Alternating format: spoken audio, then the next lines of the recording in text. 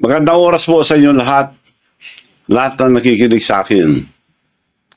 Meron na akong gustong sagutin ang bato ng Malacanang. Noong nagpunta ako sa Roma, binato ako ng katakot-takot na mga trolls. Ang tawag ko dyan, attack dog. Alam niyo ba attack dog? Ulol na aso, pag nakaamoy ng pera, kakagat.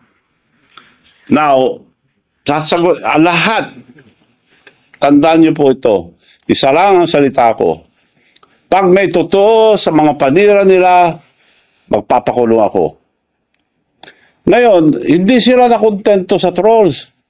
Ngayon, ang naging trolls, yung spokesperson ng Malacanang, Claire Castro, Yusek Claire Castro. Ganun ba kababa ang spokesperson Malacanang? Naging parang attack dog. Dahil kung basta magsalita, parang attack dog. Alam niyo ba, girl, ang pagsasalita mo, para kang attack dog. Alam mo ba, attack dog, sinabi ko na, pag nakaamoy ng pera, kakagat.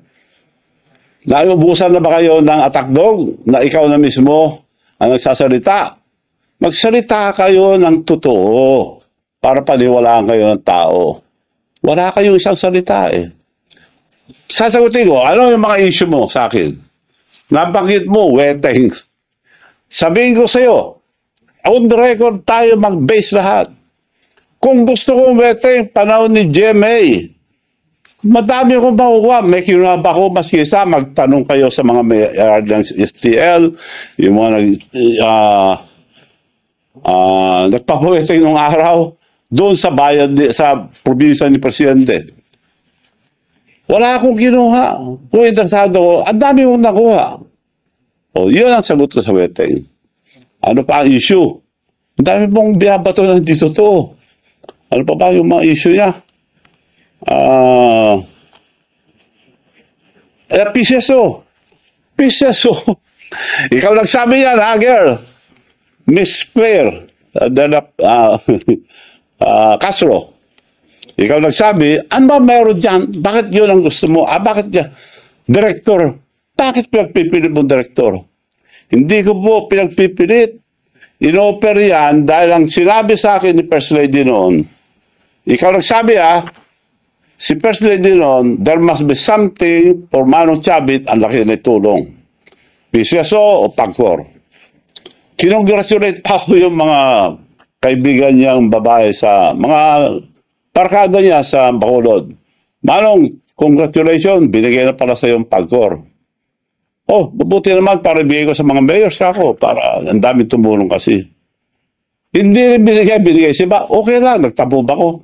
Antay, mag-antay pa rin ako. Antay. O kung hindi, PAGCOR, PCSO, wala rin. O, ito na.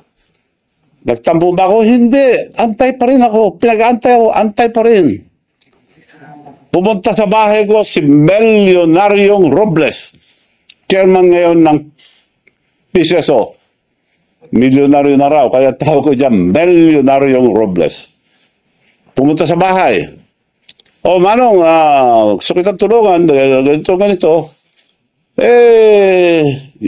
Ibibigay ko sa iyo ang, magantay ka lang, antay. Oo, bibigay ko sa iyo ang Laguna at Batangas.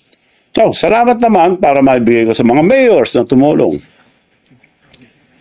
Nung ibibigay na, tapos na antay mo lang na matapos ang kontrata, nung tapos na, kinausap ako. Kailangan ko sabi mo sa taas. Bakit? May instruction sa taas na bibigay sa iba. So, sino? Yun daw, doktor niya at saka meron pa. Hindi ko nasasabihin yung iba. Sosyo-sosyo sila. O, nagantay ako, nagtampo ba ako? Antay pa rin ako.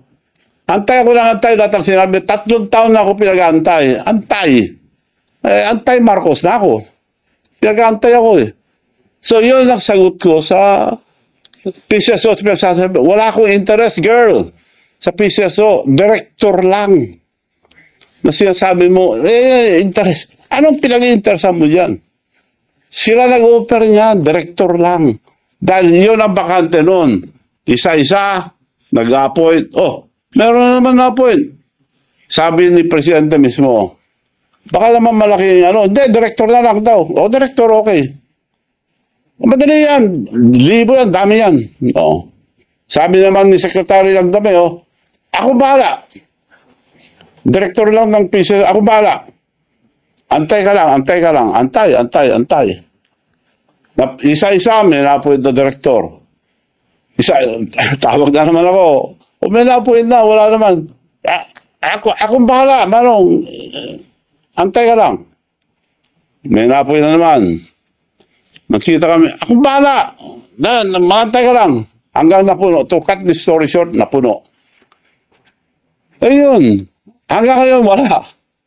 So, wala silang isang salita.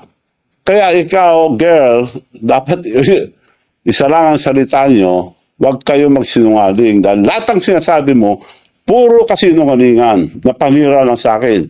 Kaya para kang, kung umasta ka, para kang attack dog. Alam mo na attack dog.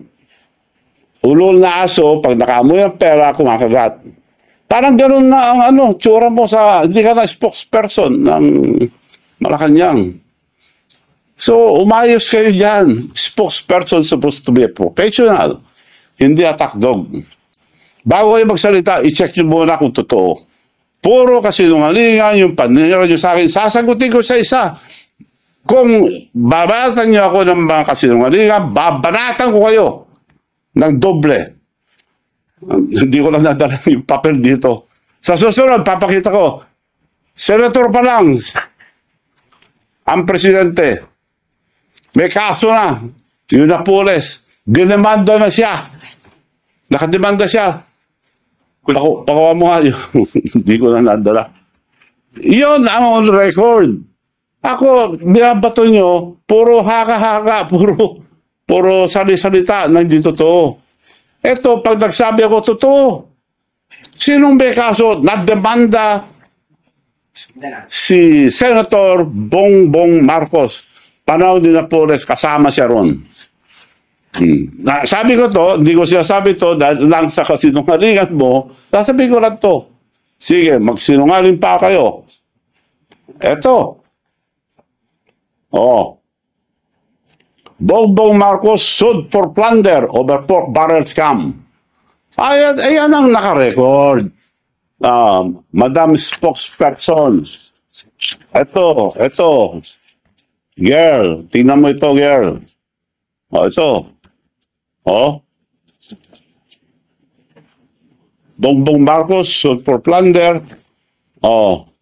Plunder filed versus Bongbong Marcos over 205 pork barrel scam. Yan ang record. Hindi ko na sana ilalabas to, pero girl, ikaw nag-umpisa, tatapusin ko. Pagsalita kayo, yung totoo. Ako, sasagutin ko kayo, puro totoo ilalabas ko.